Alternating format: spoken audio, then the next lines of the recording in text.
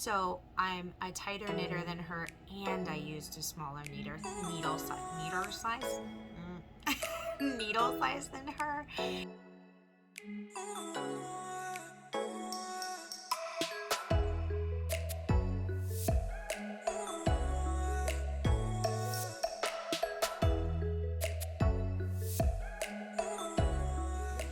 Hi everyone, coming to you from my library. I call it that because it's basically where I keep all my yarn and my books. Oh my goodness, that desk is messy. Anyway, I'm coming to you with Clue 2 of the Lyrical Knits As You Wish MKAL. Used to be MKAL. The mystery part of it has been long over. And I thought about if I even wanted to do the video because I was contemplating frogging it, and here's why. There's nothing wrong with the design, but my mentality when I go into mystery knit-alongs is that if I don't necessarily like it, then and I've only done mystery knit-alongs for shawls specifically. So I did Stephen West's Shawlography knit-along, and now I am in the midst of doing this one.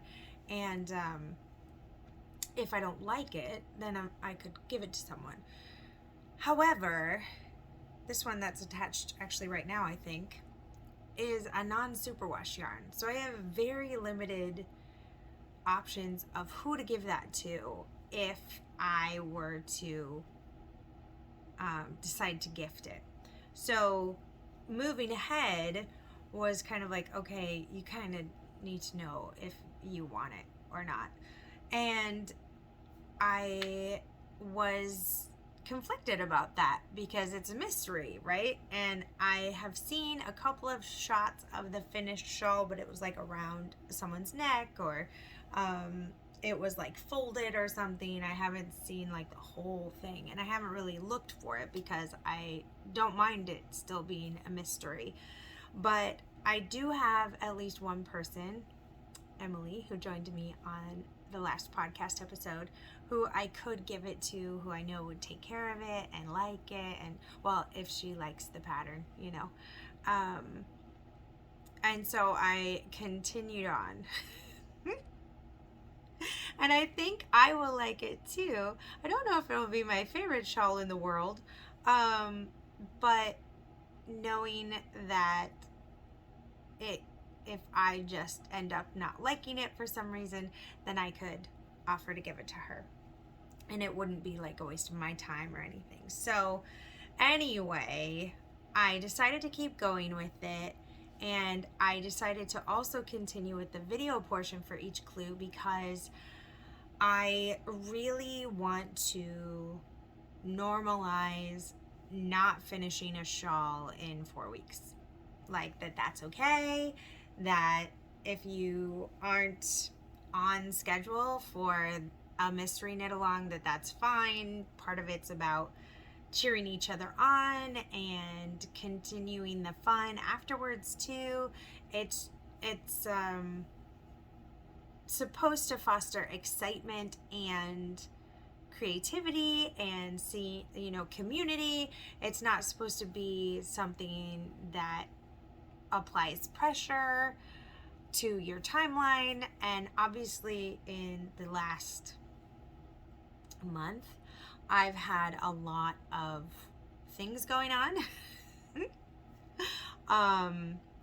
Yeah, we've moved to an entirely different house, an entirely different state, and my husband has come back from the Army, which is awesome, and also just a big shift in our lives here at home, and yeah, countless other things that happen in people's lives. And so just being able to look at your WIP and be like, yeah, I'm still enjoying this.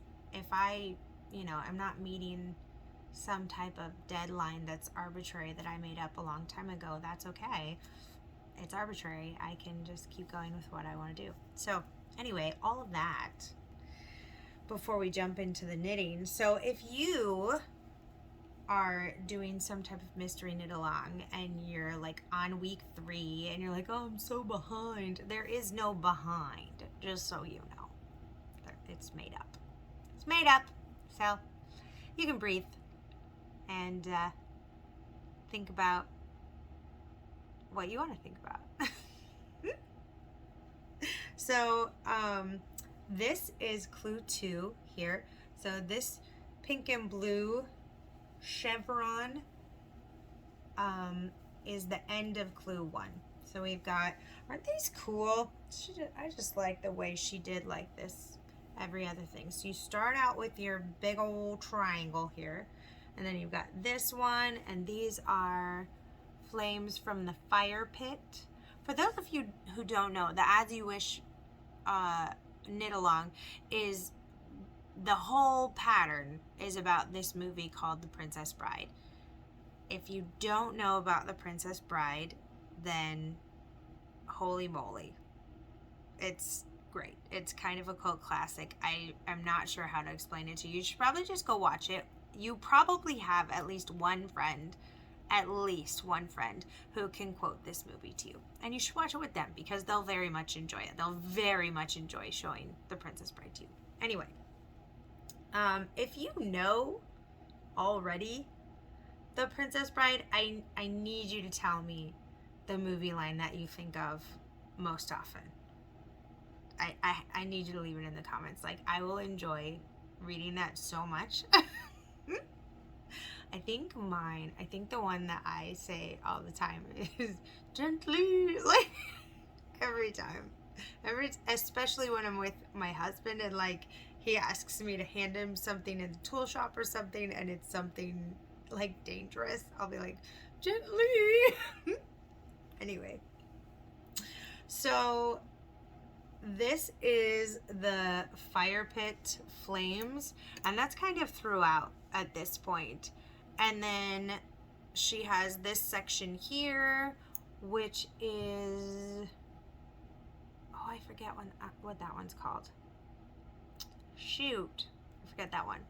But there's another flame here. Then we have the Cliffs of Insanity, which were really fun. This part was mosaic knitting, and that was really fun to do. And then we have another flamey bit here. The fire pit just keeps coming back. And then these are the shrieking eels. And then this is another flamey bit here. And then these are called the boulders and the swords. And so that is after Wesley's fight with Inigo Montoya, right? And Fezzik, right? Boulders and swords. So I chose this color palette because it's similar to the example done in the pattern. I was able to do, so this one, all but the pink was already in my stash. I had a mini of the pink already, I believe. I believe that's how it worked out. Yeah, I already had, so I like 75, 85% of this shawl was already in my stash, and so I was really excited to be able to do that. And since there was, in the example that she has of like how to contrast colors in your shawl, she has a brown and a pink and a blue and a green. And I was like, I think I already have those. That's great. Granted, I went through several color combinations. I got very tired and overwhelmed and decided I would just go with what was on there. So I have my little ball bands here, and here we go. So this blue, I love how, I don't want to blow it out. This blue is really beautiful. And this is by Michaela the Maker. She's really, really nice, just as a person. She also has really great yarn. And this is called Midnight Clear. This colorway is called Midnight Clear. And then, whoa, it's still attached. Where is it? There we go. This one, isn't that one pretty too? I like that one. And this one isn't as what do I want to say? Like varying in its tones, but it's very pretty. This kind of sagey minty. Is that right? Sagey minty. I'm sure those are two different colors, sage green and mint green. But I've seen darker greens than this described as sage green. Anyway, what would you call this? Because Katie Anders, who is Yurt and Yarrow's yarn, she just has numbers for her colorways. So this is number 27. So I don't really know what to call this. I also have a color deficiency when it comes to greens and blues, and so I often trust what my husband says about like how he would describe it. And then we have, of course, our earth yarn here, which is in the colorway Cinnamon, and that is from this is the extra fine superwash merino. So this is a superwash merino. This is a superwash merino. This is a superwash merino nylon blend, 75-25, and this is in the colorway Dusty Rose. This is a knitted wit one, Dusty Rose there. But my green is a non-superwash merino. So, and I bought that on purpose. I personally really enjoy non-superwash yarn. I really like it a lot. But I know that when I gift things to people, I want them to be able to wash it, because it's just not the same for non-knitters. You know, I know for the people that I love who aren't knitters, they're just very nervous about ruining things.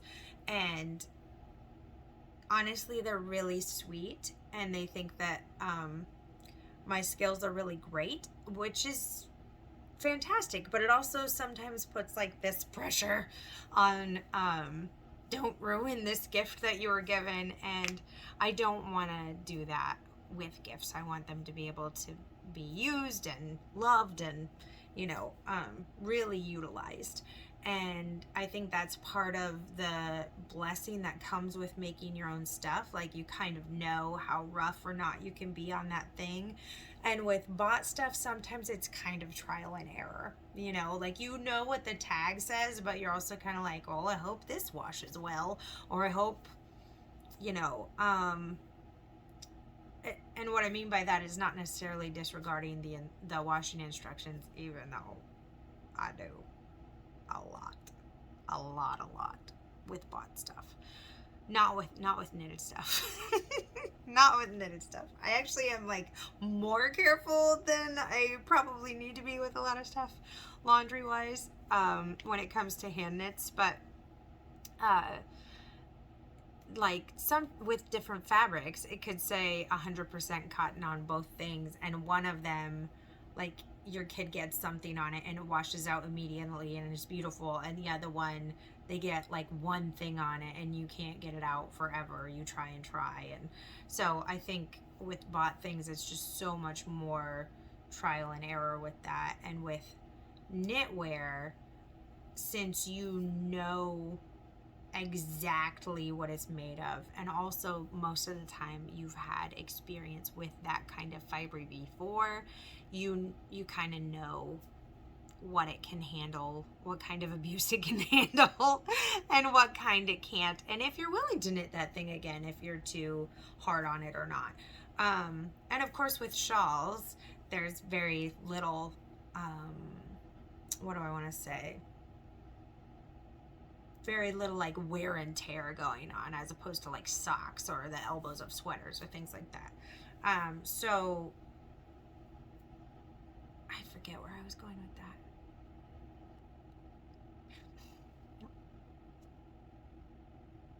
Yeah, I think what I was trying to say is just like, as a knitter, we kind of know how to take care of our stuff, but non-knitters, it's almost like worse than a bought item to them, right? Because if they're close enough to you to know how long it takes you to make something, and that of course you are knitting every stitch of that thing, then when you gift something to them, they're kind of like, some of the people that in my life are like, oh, you know, when that's unnecessary. It's sweet, it's unnecessary. Makes them very knit-worthy people though, right? And I think though it also makes me nervous about not that knit item, but their emotional well-being while they're trying to care for that item. And making sure that they can just like chill out, you know? Oh, so I'm about to do clue 3. Actually, this green here is the first row of clue 3. I did look at that because stopping with this rectangle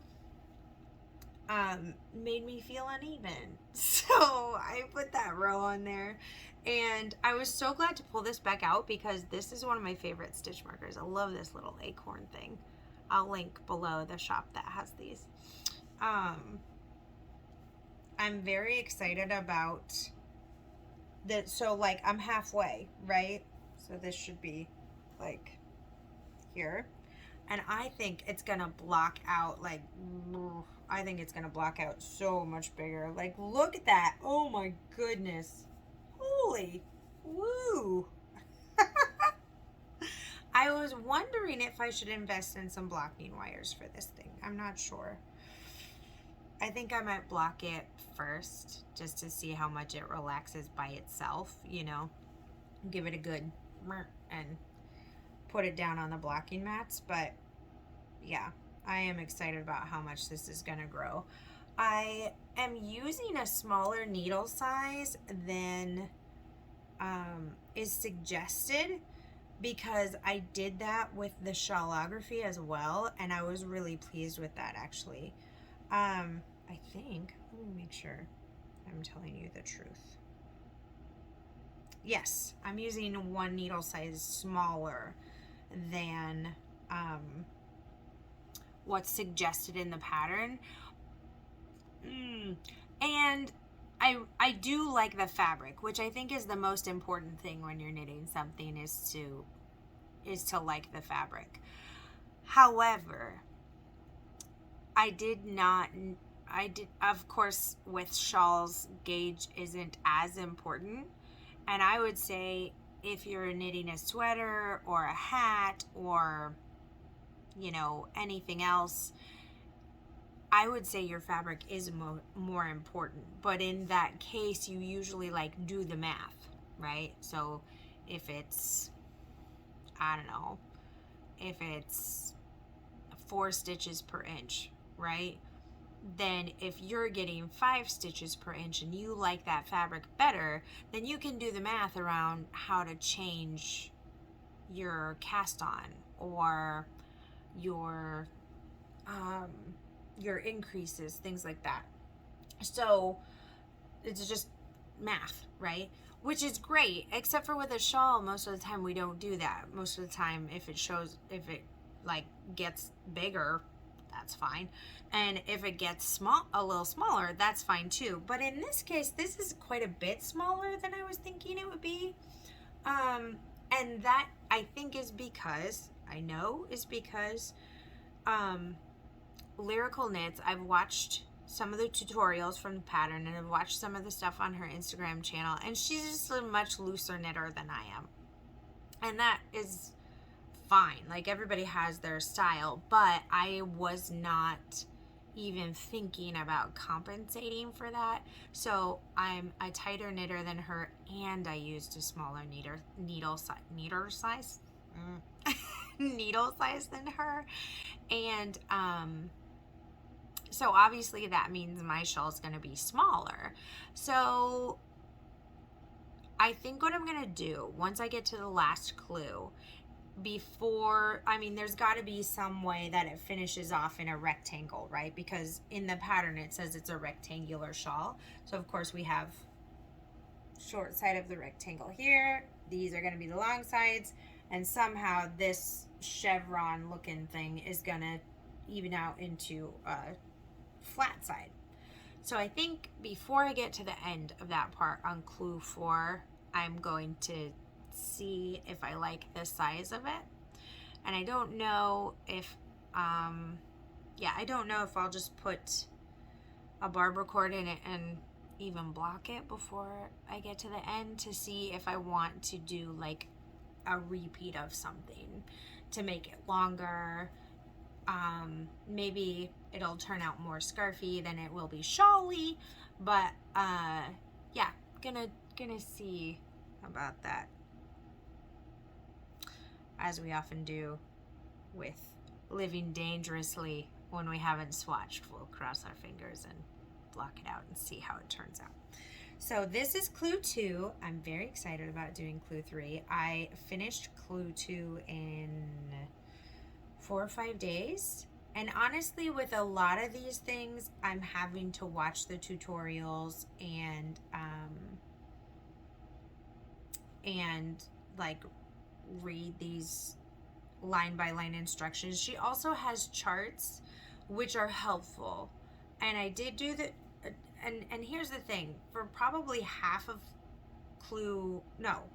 for both clue 1 complicated stitch patterns here, I used the charts. I loved using the charts.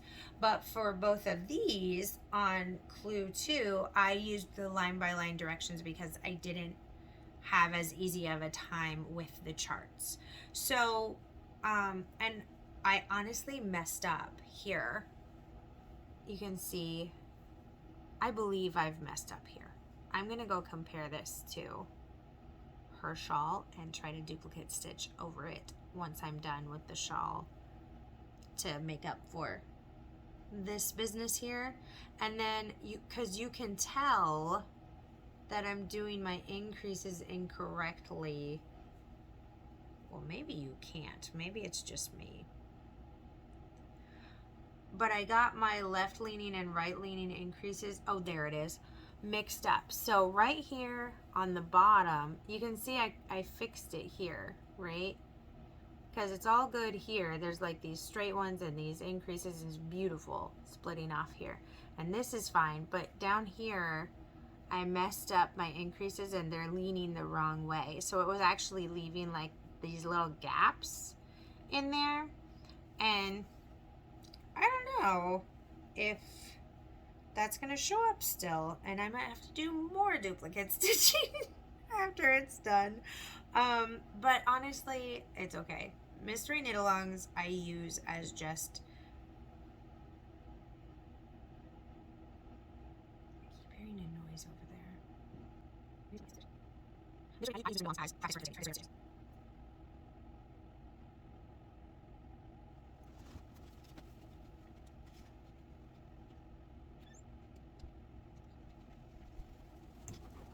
Okay, this keeps happening.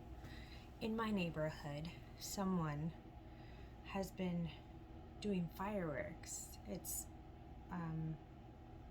July 1st right now. And someone's been doing fireworks, like not horribly crazy or anything, just like you'll hear boop, boop, boop, boop, you know. So maybe they're farther away than my neighborhood.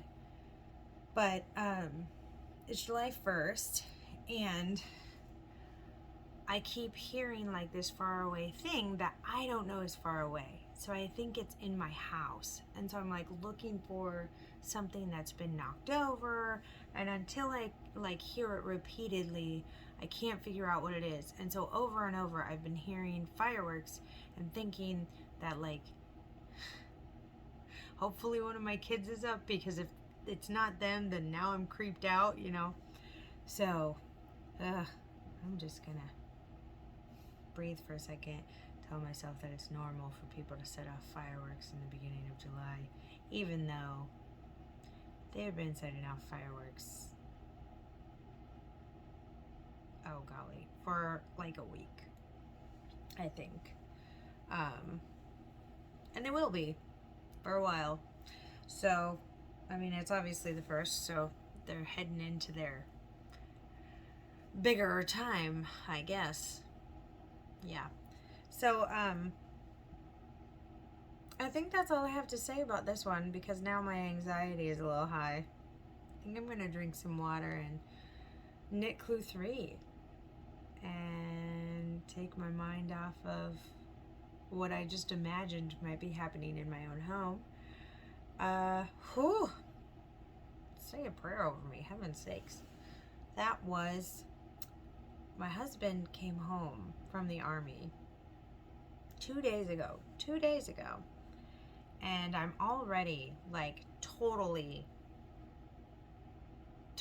fine with him being here all the time. Like, he went to go work on a demo project at his mom's house this evening, and he won't be back till tomorrow.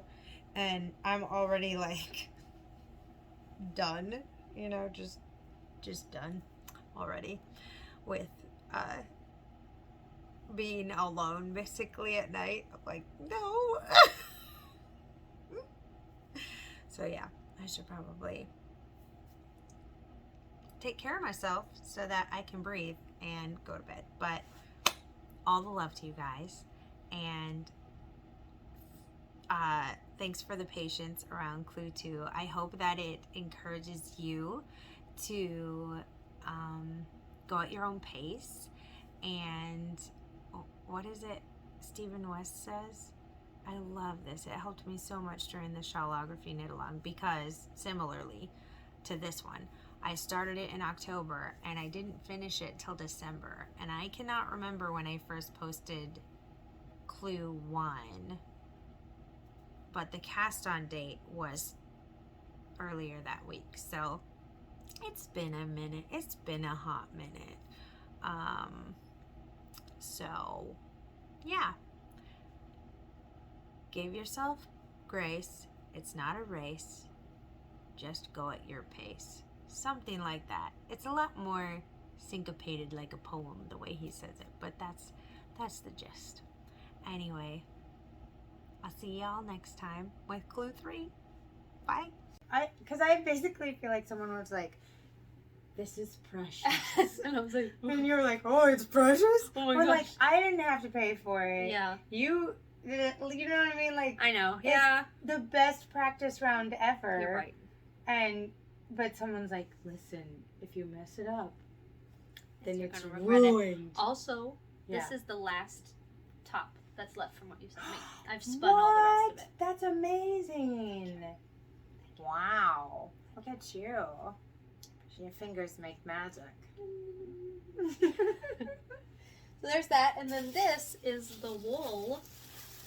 Look Kroger's at that. not a sponsor. What'd you say? Kroger's not a sponsor?